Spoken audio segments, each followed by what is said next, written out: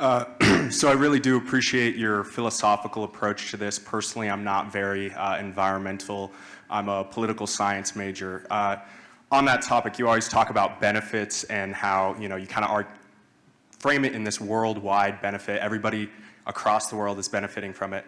And while I do agree that we are in historically safe times in the world, some of the worst areas of the world, including Iraq and Venezuela, which you mentioned, have a lot of resources, a lot of fossil fuel resources that have not led to them improving any sort of life. So I guess my question is, if fossil fuels are supposedly so great, and the fact that their benefits are really being concentrated for the wealthiest nations like us and others, yet the costs are being felt everywhere. Mozambique's feeling the costs. Everywhere across the world is feeling these costs, and yet only a couple of nations are feeling the really, really good benefits, despite the fact that the resources are spread out in other countries that are still, once again, failing. So I just like you. Yeah, definitely. So two important issues. So the first part of your thing I think is a really good question. The second part is, I just want to say, is not true.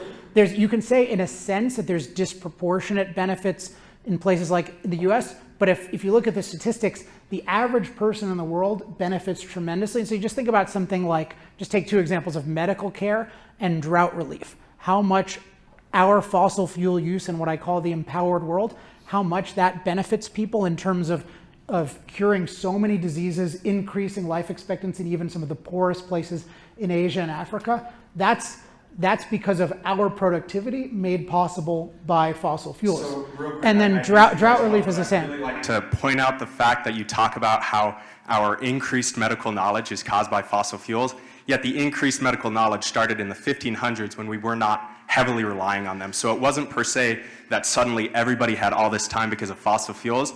The wealthy, the highest, the aristocracy always had this time. They just switched their focus from the church to instead focusing on more reforming ideas after. So you're kind of ignoring a lot of historical things and focusing on economic things. I know sometimes when you interject, you think that I'm ignoring it, but I might not be. Because you are. Okay, well, we can see. But let me address that and then the next part, and then we'll see. So the point about mental labor, so the point about fossil fuels and medicine more broadly is that fossil fuels free up time for from manual labor to more mental labor.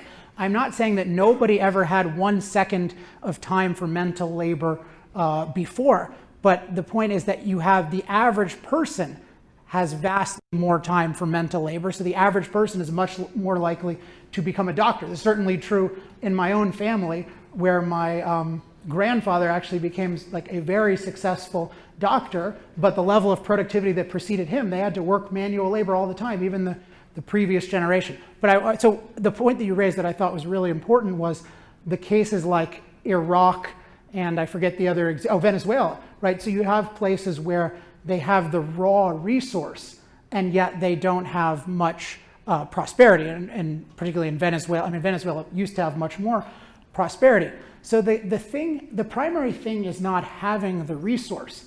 The thing is having the freedom to use energy in a productive way. So the fundamental, in a sense, energy is fundamental in a certain sense, but as somebody said, human ingenuity is the fundamental, because human ingenuity allows you to use energy and make use of energy.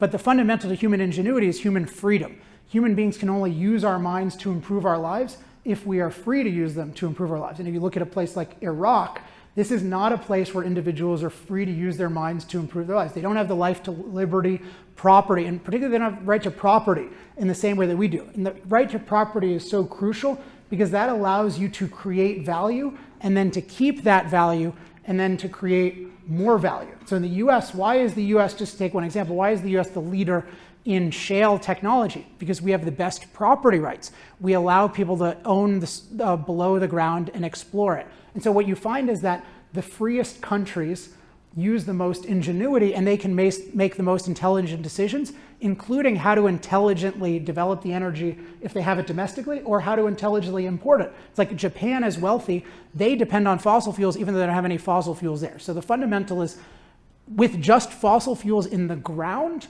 of course that's not going to help by itself. Otherwise we would have always been rich. It's the ingenuity and the freedom. But the point is, so what I'm saying is we live in a place right now that's benefiting from the freedom, and we're talking about taking away our freedom to use fossil fuels. What I'm saying is everybody in the world needs the freedom to use fossil fuels and those broader freedoms. So just being free to use fossil fuels is not going to fix all their problems, but it's crucial to them solving it, and it's crucial to us having a good life.